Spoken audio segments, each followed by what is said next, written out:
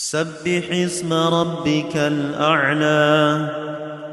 الذي خلق فسوى والذي قدر فهدى والذي أخرج المرعى فجعله غثاء أحوى سنقرئك فلا تنسى إلا ما شاء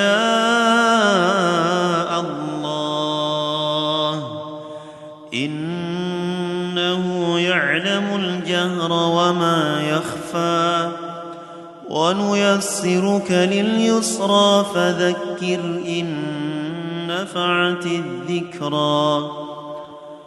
سيذكر من يخشى ويتجنبها الأشقى الذي يصلى النار الكبرى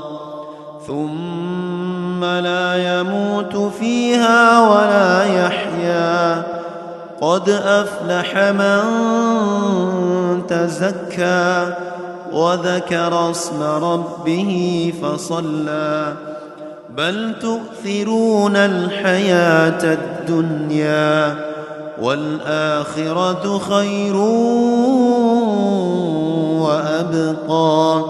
إن هذا لفي الصحف الأولى صحف إبراهيم وموسى.